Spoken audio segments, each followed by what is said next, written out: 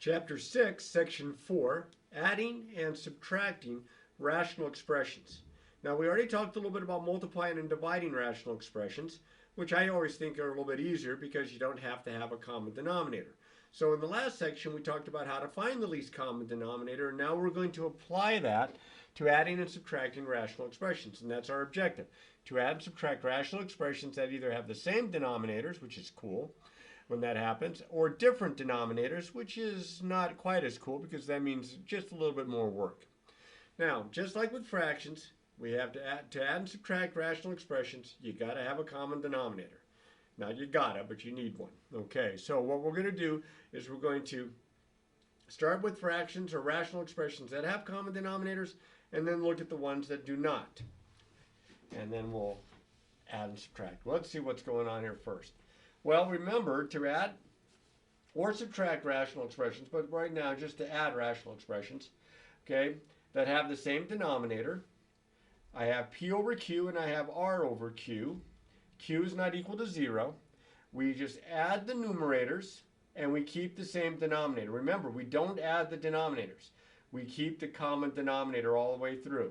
So that seems pretty easy. If they already have common denominators, just add up the numerators and possibly you might have to simplify, but we'll see. In this problem here, example A, I have two rational expressions that have the denominator of 7k. So they're both the same denominator. So all I have to do to add these together is to add the numerator. So 2 plus 4 is 6. And then I put it all over the common denominator, which is 7k. Now I wrote out here, this is already in lowest terms because once you get your answer, you want your answer as simplified as possible, and that means you may need to take a step or two to rewrite it into lowest terms or a simplified form. Now, in this next example, I have common denominators, but my denominators are not monomials, they're binomials, but that's okay. I keep the same denominator. And what I do is I add the numerators. Now, these are not like terms, so I cannot combine them like I was able to with the 2 and the 4 here.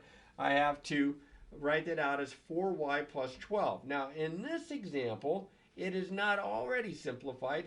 I have to simplify it. And you say, well, how would you know that? Well, I've done enough of these, I can kind of see them coming. But what you'll do to make sure is you'll make sure that the numerator and or the denominator are completely factored. So the numerator factors, it has a GCF of 4, and that's 4 times the quantity y plus 3. The denominator, y plus 3, that's prime. It's not going to factor. But look at that. I have the same exact binomial factor in the numerator and the denominator. So I can cancel those out, and I end up with 4 over 1, which is just, of course, 4. And that's my answer. Now, that's a lot simpler looking than what I had right here. So that's why we always check to see if they'll simplify. Sometimes they simplify nicely, sometimes not so much.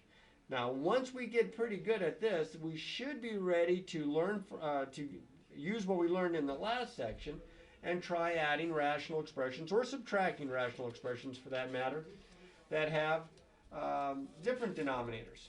So let me find here. Okay, here we go. I think I got it right here. It's getting rowdy out in the hallway. I can hear them yelling. Let's see if I can be overheard or be heard over.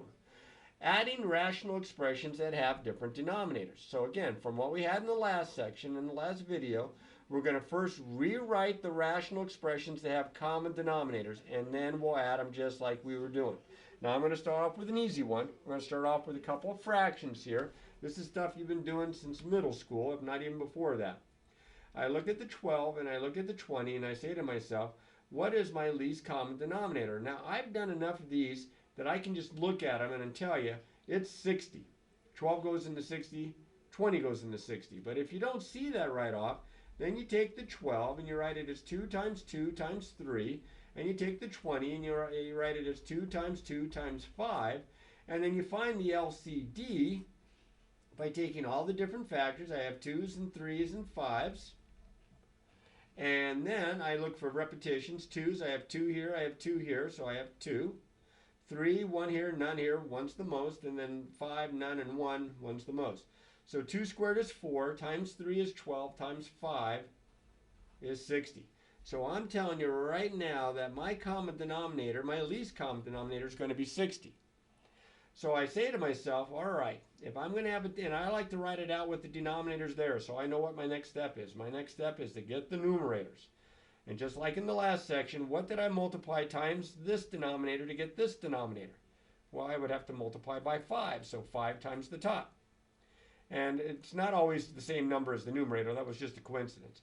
5 times 5 is 25. What would I multiply times 20 to get 60? Well, I'd have to multiply it by 3, so 3 times the top. And I know, again, it's just a coincidence that it happened to be the same number as the numerator. That's not normally the case. 3 times 3 is 9. And then I put it all over the common denominator, add my numerators. That would be 34. And I look at 34 and I look at 60 here. And I say, is this in lowest terms? Can this be simplified? And I can see right off the bat they're both even numbers, so I could divide both by 2, at least by 2, and I think 2 is it. 2 goes in the top 17, 2 goes in the bottom 30, so I end up with 17 over 30. Okay? Next guy up. All right, this one has denominators that are not the same, but it also has variables. So if you need to, you have to look at this and say, okay, what's my least common denominator? So I can do this kind of stuff again. It's much simpler. 5x is just 5 times x. 7x is just 7 times x. 5 and 7 are prime. So my LCD would be the 5, the 7, and the x. 1 5 here, no 5s here, just 1. No 7s here, 1 7 here, just 1. 1x here, 1x here, so just 1. So 5 times 7 times x is 35x. Okay? So that's going to be my least common denominator. 35x here plus 35x here. Now, by the way, I haven't done a subtraction problem yet. I don't know why I haven't done any subtraction problems yet. I got some coming up, but not for a while here. So what I'm going to do, very similar steps when I get to the subtraction. All right, I must have a common denominator. Now, I have to get the numerators. So I say to myself, what times 5x gives me 35x? Well, that would be a 7. So 7 times the top, that's 21. What times 7x gives me 35x? That would have to be a 5. So 5 times the top, that's 10. So now I'm going to add the numerators and put it all over the common denominator. 21 plus 10, 31. That was kind of nice. And I can tell you right off the bat, 31 is prime. This is not going to simplify. That's as far as it goes. All right, now here's one where I'm going to have to do some factoring. I've got some more of them coming your way, but here's one. I'm going to have to factor this denominator to find the LCD.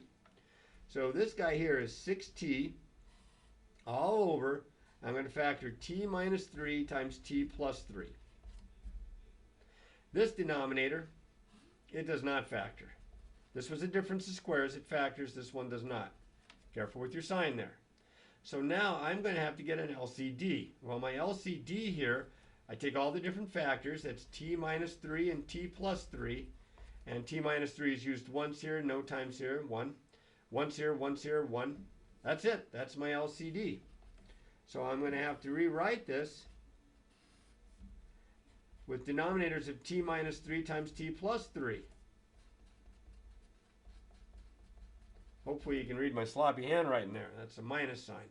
Not a very good one. I hope this eraser works. There we go. All right, now what did I multiply times this denominator, times this denominator to get this denominator? Well, they're the same. So I would multiply by 1. I have to multiply the top by 1. It stays the same. The denominator stays the same, numerator stays the same. What times this gives me this? Well, it'd be the t minus 3. So I'd have to multiply t minus 3 times top and bottom. So that's negative 3 times t minus 3. Now, I could go ahead and distribute that, but I'll get that in the next step. I just ran out of space here. I have a little space here. If I can get this to work. There we go. So now I'm going to write this as 6t all over t minus 3 times t plus 3. And then I'm going to write this as negative 3t plus 9. I'm distributing. I'm hoping that you can see that okay. And that's all over my common denominator, t minus 3, t plus 3. All right, so now I can move this out of the way. I'm going to add the numerators. So I get 6t plus, it looks like negative 3t plus 9, careful there, and then t minus 3 times t plus 3. My numerator simplifies because I have like terms. That's 3t plus 9. And I'm all done unless it simplifies, but of course I won't know if it simplifies unless my numerator and my denominators are completely factored, and I can see if I have any common factors top and bottom. Well, my denominator is factored, but not my numerator. So what I'm going to have to do here is see if my numerator factors, and it does. It has a GCF of 3, and it's a good thing I did that. You can see it coming. There's a factor of t plus 3 top and bottom. So I end up with 3 times 1 on top, t minus 3 times 1 on the bottom, or just this. Now again, don't cancel the 3's. This is a factor, because it's a monomial all by itself, but this is a term. It's being added or subtracted. All right, let's try another one of these. They're kind of like eating potato chips. You get started, you can't just eat one, you got to keep going. So in this case, I'm going to factor each denominator. With those denominators being trinomials, I'm going to hope that they both factor nicely. So this looks like this is going to factor with an x and an x. And to get a positive 8 and a plus 6 in the middle, looks like plus 2 plus 4. This guy here, an x and an x, if it factors, and I think it does, I need two numbers whose product is negative 12, whose sum is positive 1. I'm thinking plus 4 minus 1. Now the only thing that I got going for me here, and it's not a ton, but it's a little bit, is that even though I have binomial factors in both, I have one binomial factor that's common to both. So that's going to help keep my LCD reasonably simple. So my LCD here, a little scratch work over here on the side. I write down all the different factors. I think that's all my different factors. X plus 2 is used once here. It's not used here at all. One time. X plus 4 is used once here, one time. And x minus 1, no times, and one time. So that is my LCD. So I'm going to have x plus 2 times x plus 4 times x minus 1. X plus 2 times x plus 4 times x minus 1. I might suggest that once you find your LCD that you write this down so that you remember what to do next, which is to adjust the numerators in a corresponding manner. Whatever I multiply times the denominator to get my LCD, I have to multiply the numerator by the same thing. And so I multiplied by, it looks like x minus 1. So I have to multiply the top by x minus 1. So on top here I have x minus 1 times x minus 1. Note the parentheses. Here, looks like an x plus 2 is missing. Alright, so I have to multiply top and bottom by x plus 2. So I have 4x times x plus 2. That's a 2 there, not a very good one.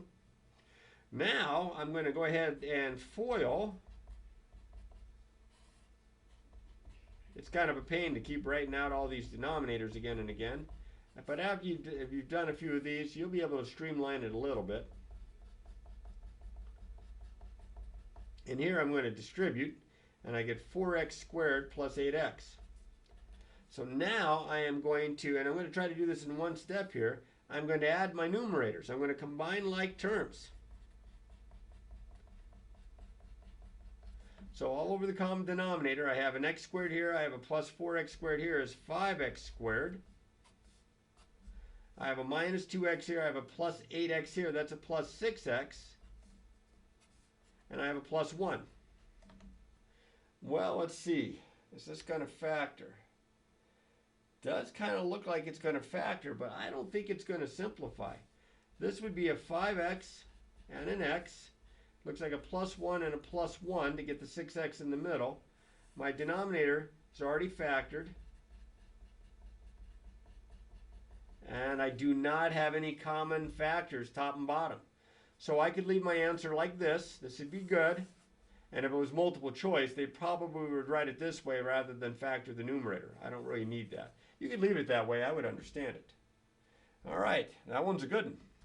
This next one has the -1 trick that we talked about a little bit when we were talking about these common denominators in the last section. I have a k minus 7 and a 7 minus k.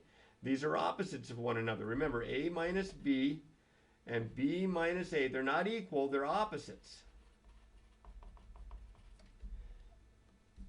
So I'm going to rewrite this as 2k over k minus 7. I don't change this one because I like the descending order, k to the first and then no factors of k. But here I'm going to change this to k minus 7. If I take the opposite of this, which is what I did, I've multiplied it by -1, I have to multiply the top by -1, and that's -5. So up top here now, I already have a common denominator. That was fast. I'm going to get 2k plus -5 or minus 5. And that does not look like that's going to simplify factor in any way. I think both the numerator and the denominator are prime. And they're not the same, so you can't cancel. You can't cancel the k's or anything weird like that, because those are terms. All right, now we're cutting through some material. Got to get to those subtraction problems. All right, here we go. Here's some subtraction examples. Now, if you're wondering why I'm showing you so many examples in here, it's because little things can happen in one problem that don't happen in another, and vice versa. Like the little -1 trick that I just showed you in the last example. But to subtract rational expressions, first off, with the same denominator, you keep the same denominator, you just subtract the numerators. Okay? But when they have different denominators, then we're going to have to find the LCD. Notice in this example here, and also notice my little warning here, be careful with your signs. I am going to combine and put it all over the common denominator. Now look what I'm going to do here. I'm not going to try to combine them in my head. I wouldn't do that unless I practice this a little bit. I'm going to write 2x, and then I'm going to write the minus sign, and then I'm going to write this numerator, but I'm going to put it in parentheses because I'm subtracting the whole thing, and there's two terms. If it was a single term, no problem, but if there's two or more terms, I'm putting parentheses around because that's like a -1 out in front that I'm going to have to distribute by. This becomes all over x plus 5. This becomes 2x minus 1x, or minus x, minus 1. So up top I have 2x minus x, which is x, minus 1. I have x minus 1 all over x plus 5. And that's not going to simplify. You can't cancel those x's and doesn't factor. That's as far as that one goes. Now, in this next example, I have to get a common denominator. So to get a common denominator, I'm going to go through the same steps that I did before when I was adding them. Well, this isn't so bad. I mean, the one y minus 6, it really just factored. I mean, it's prime. And this one, y, it's prime. So the least common denominator would be the product of y minus 6 and y. I'd probably put the monomial in front. So I am going to have to get my common denominator here of y minus 6. I put that underneath. And then I adjust the numerators accordingly. Well, to change this into this, I multiply by y. So the top by y is 6y. And to get this to look like this, I'd have to multiply by y minus 6. So y minus 6 times the top up here. So now, careful, careful, careful. Put it all over the common denominator. This is 6y minus, and I'm going to just, because of the parentheses, I'm just going to leave it there. 2 times y minus 6. I'm going to have to distribute here. So I have 6y minus 2y plus 12 all over y times y minus 6. Combined like terms, I have 4y plus 12 all over y times y minus 6. Now, the numerator does simplify. It factors. I shouldn't say simplify, but it does factor. It has a 4 that's a GCF. And if I factor it, it just doesn't simplify. This is as far as it goes. So which would be the better way to write it? I think you'd probably be better off writing it like this. But they are equal, so either one would be acceptable. This is just preferred. All right, almost got this one under control. Couple more examples here. Oh, there's that -1 trick. I got a little twist with this one. The denominators are opposites. M minus 4, 4 minus m. So I'm going to take the opposite. I'm going to write this as m minus 4 here. But instead of multiplying the numerator by -1, I'm just going to change the sign in front. That's the same. Subtracting a negative is like adding a positive. So I'm going to write it like this. Follow me here. I'm going to take the opposite of this, which means I'm going to take the opposite of the numerator. Of course, somebody calls me when I'm right in the middle of something there. I don't recognize that phone number.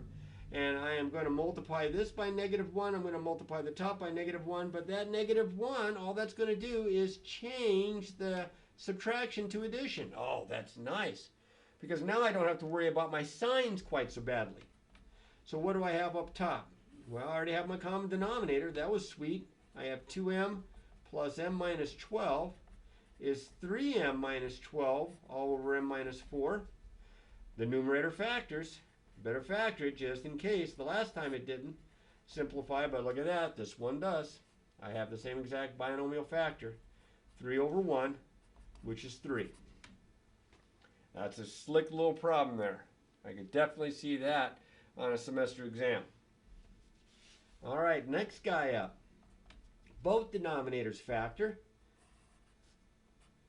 So I'm going to factor both denominators. This is a perfect square trinomial. It's t minus 3 times t minus 3, and this is a difference of two squares. This is t minus 3 times t plus 3. All right, now what? Well, I write down all my different factors to find my LCD. That would be t minus 3, t plus 3. T minus 3, I have 2 of them there, 1 there, so 2. T plus 3, none, and 1 there. So my least common denominator here is going to be, I really like the linear, to the first power, and when something's a binomial squared, to kind of put it on the end. You can leave it out in front, but I think it looks cooler this way.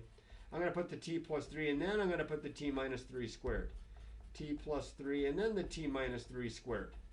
You can have it the other way around. Multiplication is commutative. What did I multiply times this to get this? Well, all of this is this, so it looks like it's the t plus 3. So the top by t plus 3. So that's 5 times the quantity t plus 3. What did I multiply times this to get this? Well, an extra factor of t minus 3. I only have one of those here. I have that guy. So t minus 3 times the bottom, t minus 3 times the top. I got some simplifying to do here. All right, let's be very careful. I'm going to write this as 5 times t plus 3. Now, I know you could distribute and get started on this. Minus 2t times t minus 3, but I wouldn't do a lot of that until I felt really comfortable with this, after some practice. That way you kind of cut down on some of the sign mistakes that can happen. I distribute here, I distribute here.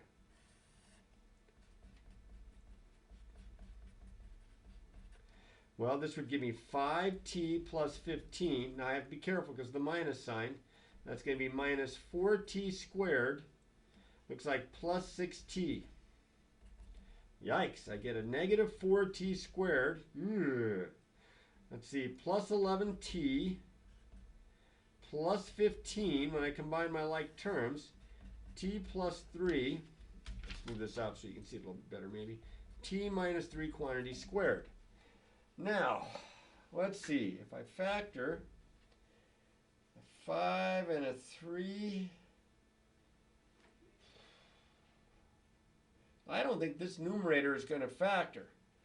All right, and I'm going to have trouble figuring it out as long as that's negative there, but I'll tell you what they might do. They might double cross you. They might actually, and I would leave it like this. I would think that this is enough. But they might actually factor out the -1. Of course, that changes all the signs in the numerator there. And then put that -1 out in front as a negative sign like this.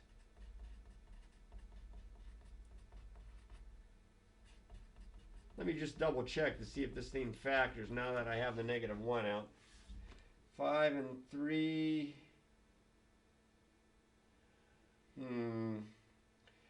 2 and 2.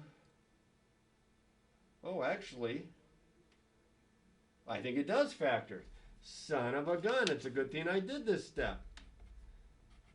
Holy smokes, I don't remember this one factoring before here. What have I done? I may have my notes wrong.